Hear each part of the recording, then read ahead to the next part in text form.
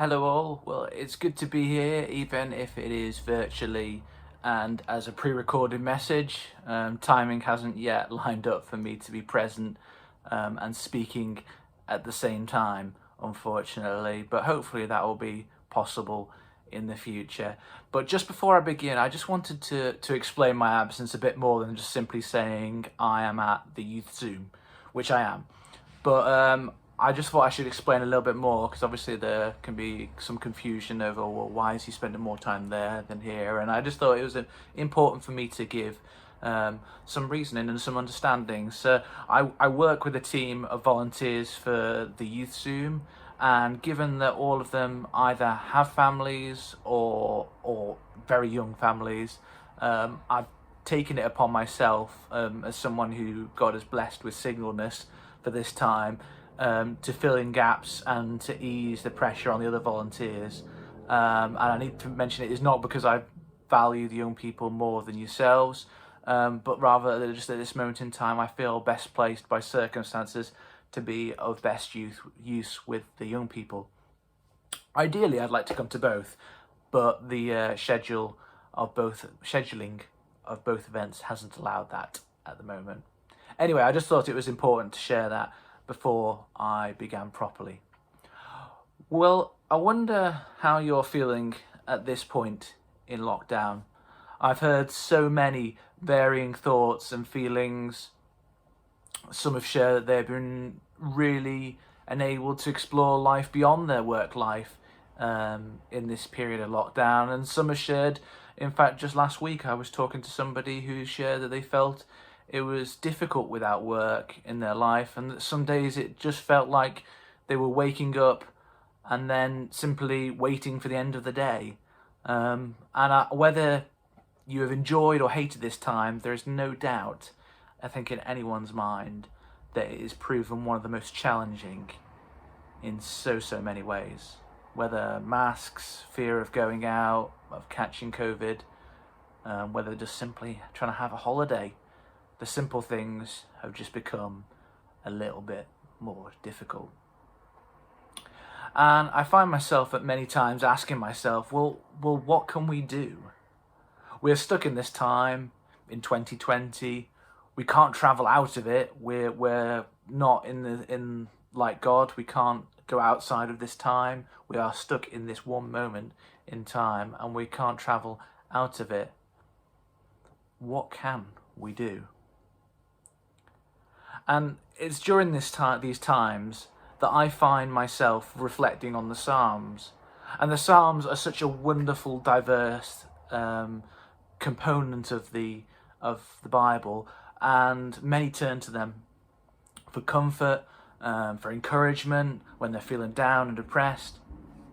And I think part of the reason why is because they read in many ways like entries in someone's diary. And to me, they are some of the most personal writing in the whole Bible. There are Psalms about reflections on life in general. I love to read Psalm 1 on that. Blessed is the man who does not walk in the way of the wicked. There's reflections on somebody that's experienced what it's like to follow down that path and found themselves, that's not the way that they want to go, but actually they found blessings in actually walking in the right way and following God and being like a tree planted by the water. And there are psalms of praise to God because things are going well for the writers, and there are psalms of despair as the writer is really struggling. And I've been reflecting, and I've noticed a bit of a pattern crop up time and time again in the psalms, and I just felt that this was what it was important to share with you this evening, in the hope that this will encourage you and maybe help direct you as you're wrestling with all that's going on at the moment. Now, as I was reflecting, I found that actually Psalm 77 actually illustrates this pattern that I've found within the Psalms best. Now, Psalm 77 starts in verses 1 and 2, talking about crying out for help. And this is the first step of many in the Psalms, being honest about the situation they are in. That's the first step, or the first part of many of the Psalms, being honest about where they are in relation to how things are going. And then we have this word, this break in the speaker's thoughts, Selah. And then the honesty continues, and this leads him to questioning God. Has your steadfast love ceased? Where are you, God, at this time? Doesn't this sound familiar? Maybe a little bit too close to home. Doesn't this sound like some of our cries? What are you doing at this time, God? I don't understand. And you see, when we are being honest, this is important to God. He wants to hear what's going on for us. He wants us to cry out to him. He doesn't want us to hide how we feel. There's no Victorian stiff upper lip found within the Psalms. These are often raw emotional poetry of how the writers are feeling.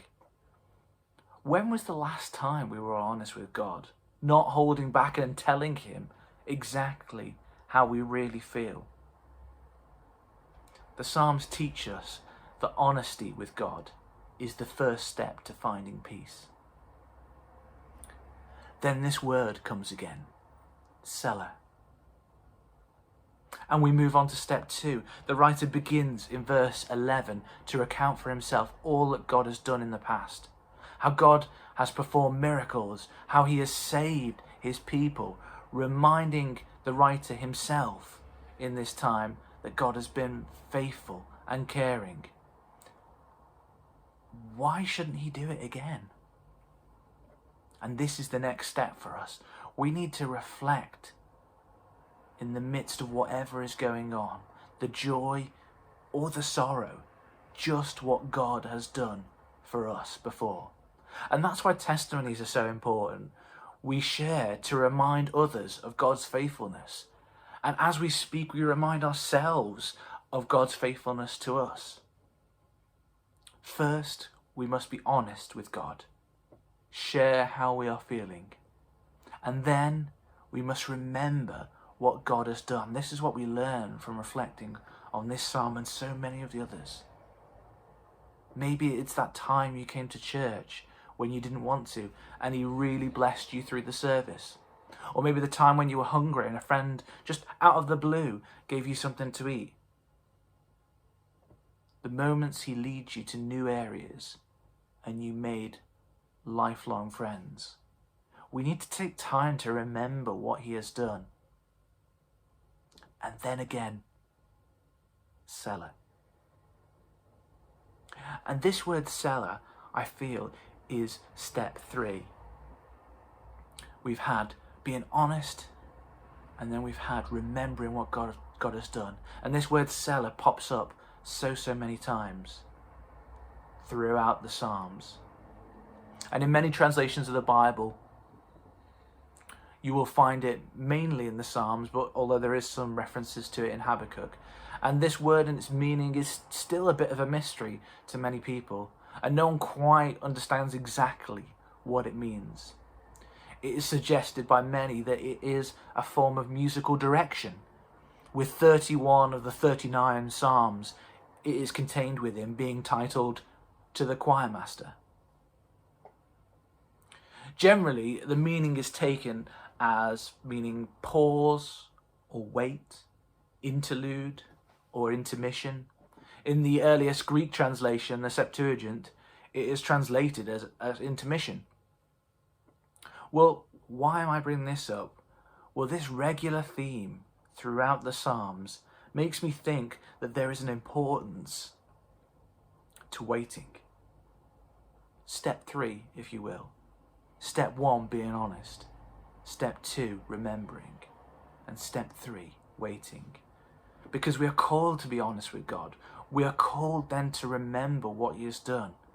But then I believe we are also called to wait, to stop, to listen to what he is saying, to allow his presence to be with us. And maybe if we followed this pattern from the Psalms, to be honest, to remember and to wait, we could process better this time we are in. So as I come into land, as I finish, I just want to leave you with a challenge. Why don't you write your own Psalms? maybe take some time to write down, maybe as a letter, as a poetry if you're gifted in that area, or maybe simply as a journal entry. And write down exactly how you're feeling at this moment, the joys, the frustrations, everything. And then after you've listed and been honest with God, maybe take time to list what God has done for you over the past year. Maybe further back than the past year. And then may you wait and see how God comes near to you. And may you in turn, as you follow this, and as you do go about your day-to-day life, receive that blessing that is written down in Numbers chapter 6. And I just want to finish with this. The Lord bless you and keep you. The Lord make his face to shine on you and be gracious to you. The Lord turn his face to you and give you peace.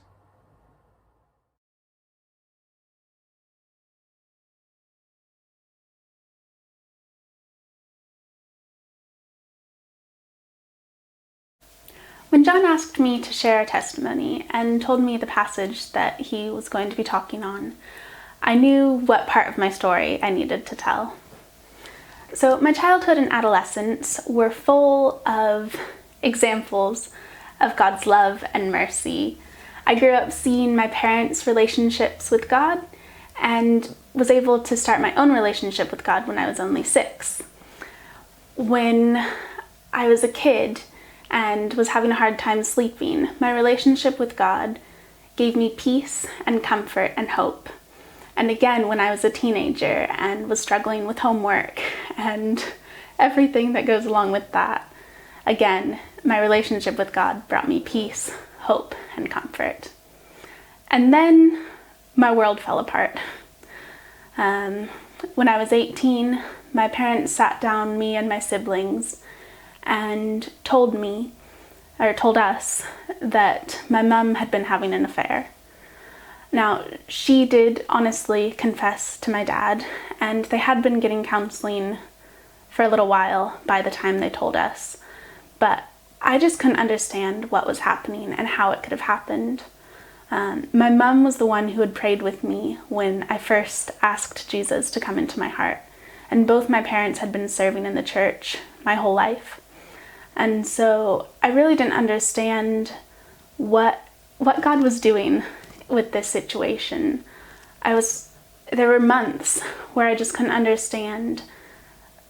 I couldn't rationalize what I knew about my mum and what I knew about God. And with what had happened, it just didn't make sense. I kept asking myself these questions of how could God let this happen? And if he did let this happen, is he still loving? If he didn't let this happen, is he still powerful? Can I even trust God? And with all of that going through my head, I met up with my youth leader at the time, and she told me what I really needed to do was to teach myself the things I already knew. Because I had seen God's goodness over the years. I had seen his love. I had seen his mercy. I had seen his power. And so I needed to teach myself the things that I already knew. As Psalm 77 verses 11 through 12 say, I will remember the deeds of the Lord. Yes, I will remember your miracles of long ago. I will consider all your works and meditate on all your mighty deeds. Over that next year, I was able to see even more of God's goodness, even more of his grace, even more of his love and mercy, his power, just the beauty of creation. All of that became more evident to me after that situation. And even miraculously, my relationship with God after that incident grew and became stronger than ever. I even felt like I heard God speaking to me personally after that situation. And really, that's part of the journey that led me to where I am now. So now we are going to sing our final hymn, Will Your Anchor Hold?